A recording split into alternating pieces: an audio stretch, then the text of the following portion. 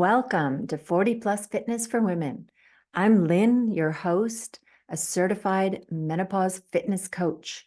So I'm really focused on women in their 40s, 50s, and 60s, and the kinds of things they need to do to keep their bodies in shape as they go through perimenopause and beyond, so that we can have long, strong, healthy lives.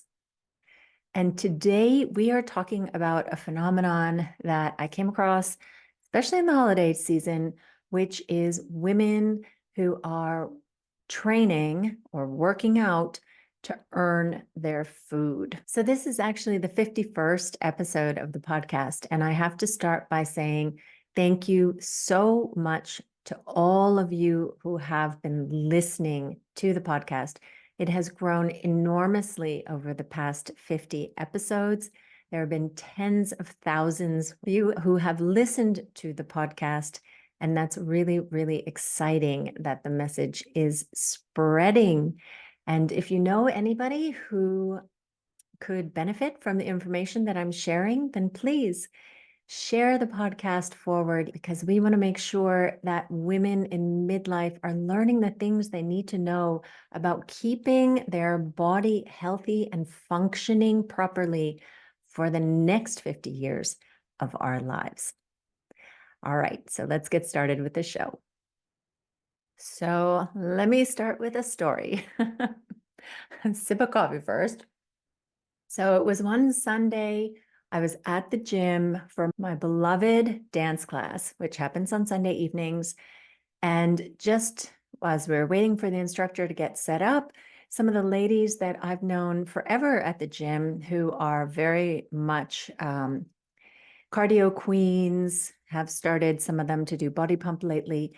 But in any case, they came into the classroom and one of them said, "Hey, I was just on the treadmill, and in that 10 minutes that I was walking there, I burned 200 calories. And then another one of them answered something else about burning calories. And I was like, this is kind of a weird subject to have going on here. What's going on? So I asked them, so why are you guys talking about this kind of thing? And the answer was that we need to burn calories so that we can eat at Christmas. Well, if you know me, you know that my jaw dropped because this was like, well, I know this kind of thing happens. I've heard it happens, but I've never seen well-educated, reasonable, middle-aged women actually behave in this manner. My jaw dropped. And I remembered that I'd been at the gym the previous day, and one of these same women had been on a treadmill. I hadn't seen her at the gym in a while. She said she'd had some kind of procedure done, so she wasn't able to go to her aerobics classes, but she had been walking on the treadmill for 2 hours and was telling me about the number of calories she had burned. And I remember thinking to myself when she was talking about that I hope she realizes that that is not really an accurate number that the treadmill is giving you. But she was really like interpreting it as fact. All right. So I want to make sure that you, my wonderful listener, is not confused about this point.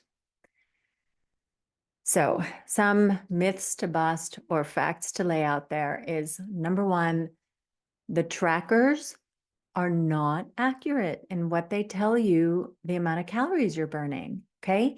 If you have a sports watch on, it will tell you how many calories. It ain't the truth, okay? Don't believe it. So if you're, deciding that, hey, can I have that ice cream bar tonight at dessert? Or do I need to skip it based on what your watch has told you today about what calories you've burned? It's not, no wonder you're gaining weight, right? Or that you're having trouble controlling your weight. You cannot trust the number that your sports watch is giving you. Even worse is the number that the machine is giving you, because the machine is just, going by how far you're going and what your weight and what your age is. I mean, most of them aren't even looking at your heart rate. Not that even particularly helps. So I don't want you to think like, oh, but if I give it more information, it will tell me the truth. No, no, no. That's not the point that I'm getting at. The point is you cannot believe these machines.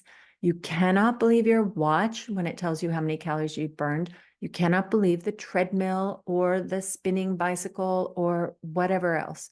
Just forget that. That is no. Okay. You can think of it as maybe a relative thing, that, hey, obviously, when you're walking at a slow pace for 10 minutes versus running for 10 minutes, you're going to burn more calories with the running for 10 minutes than the walking for 10 minutes.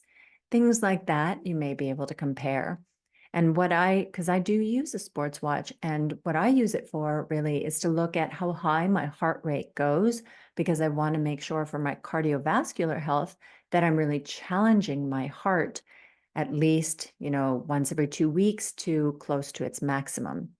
So for that kind of thing, it's okay. But the calorie tracking thing, And the other place where you can definitely notice it is that weight training. You're trying to figure out, like, was this a hard workout? Was it an easy workout? Was it an effective workout?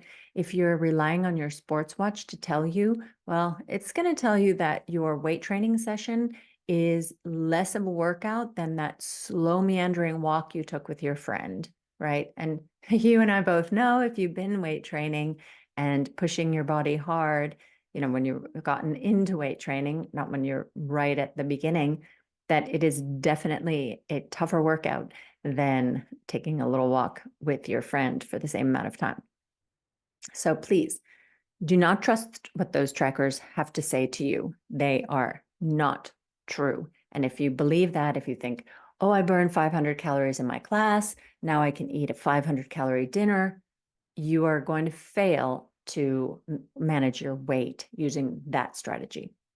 Then, whole different ball of wax is that if you are doing a ton of cardio like these women were before Christmas so that they could eat their Christmas dinner, they were thinking, oh, if I work out 2 hours, 3 hours a day, and I'm burning all these calories, then I've created this deficit, and then I can eat whatever I want guilt-free at Christmas.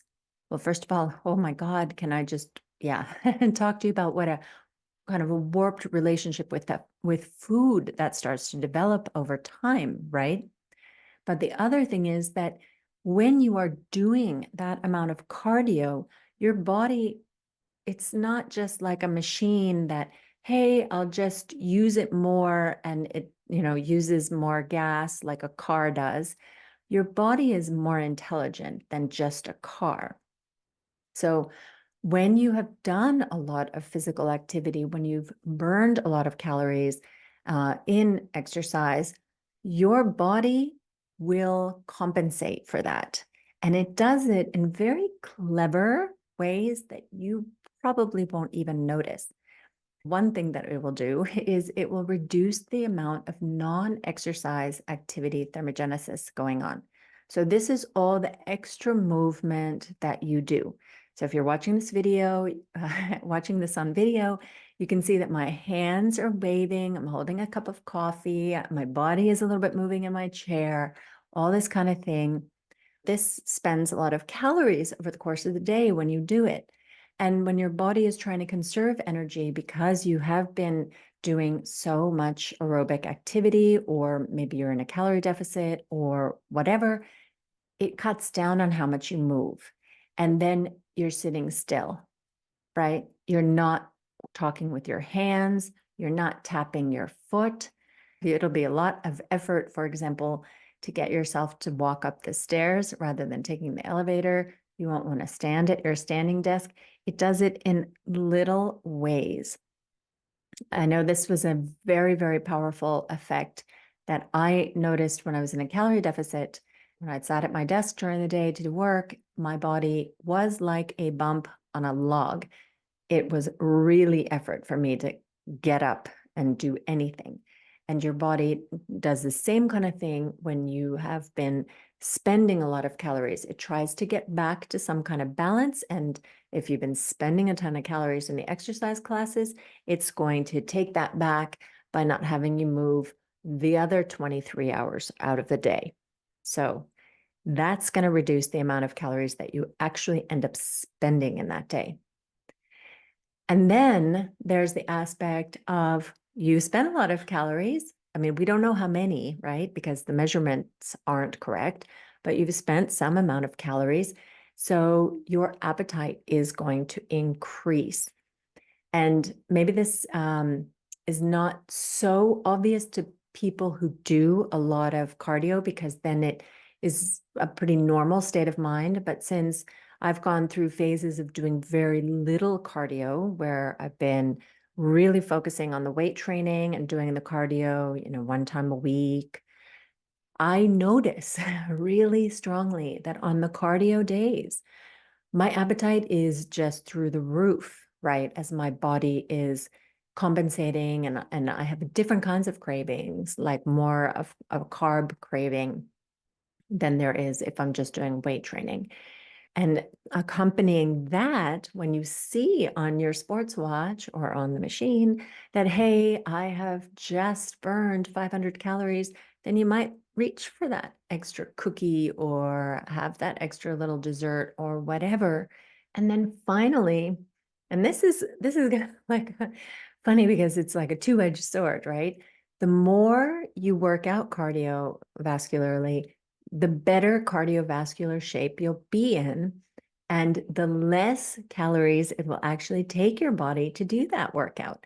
I mean, and that's great, right? Because what are you trying to do? You're trying to get fit, and you are getting more fit. It's like when you're running, if you run a little bit more every day, your body gets in a little bit better shape for running. It feels easier. You're able to run a little bit faster, a little bit longer, whatever. But at the same time, your body is actually getting more efficient at running, which means it's burning fewer calories to do that same exercise. So you can see that the kind of strategy of, hey, I'm going to burn a ton of calories so that I can eat, it's kind of doomed to failure, because you are just going to need to keep increasing and increasing and increasing the amount of exercise that you do as you get in better and better shape to burn even the same amount of calories in that workout.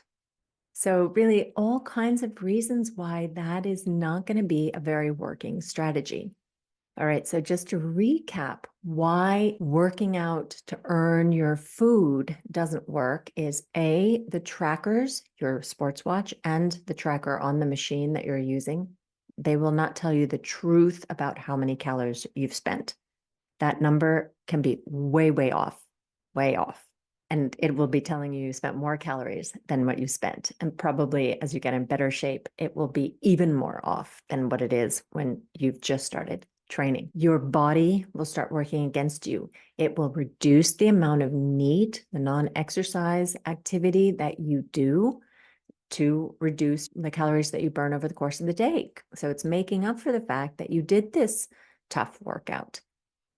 Plus, your appetite will go up. So you'll feel hungrier and more likely eat more or want to eat more or have a harder time not eating more. And because you see that you have supposedly burned all these calories, you may actually feel like, yeah, I actually can eat more because I burned all these calories. But you haven't actually burned all those calories that it told you you burned. You've burned a lot less, plus then your body's already made some compensations as a result. And finally, as you get in better shape, you're going to need to work out longer or harder to burn the same amount of calories. And of course, that's unsustainable. You can't just forever increase the amount of time you're spending exercising, because your body is going to suffer for that, right? Wear and tear. And plus, who has time to be just training and training and training all the time? Okay, so those are the reasons why it doesn't work. And then to top it off, it's just a bad idea to start thinking of food as something you have to earn the right to eat. Of course, you need to feed your body. Food is a basic of life right? Of keeping yourself healthy. It's not something you need to earn. Just the same way as you don't need to earn people's love. You certainly don't need to earn the right to eat food. And then the other thing is that exercise should be something that you do for your health and enjoyment, and not as I need to pay for the fact that I'm eating by exercising, like driving yourself to exercise. So I think this whole concept of earning your meals just leads to a really bad downward spiral. And I'm hoping that this podcast has helped you to maybe think about that differently. Okay, so you may be wondering, what should I do instead if I want to be managing my weight or maybe even losing weight, and I shouldn't be counting how many calories I'm burning and kind of planning my food according to that? And now the answer to that question is a little bit longer. So I am going to answer that in next week's podcast. So if you're interested in hearing that, make sure that you hit the subscribe button so you don't miss it. In the meanwhile, I wish you a wonderful week and happy training.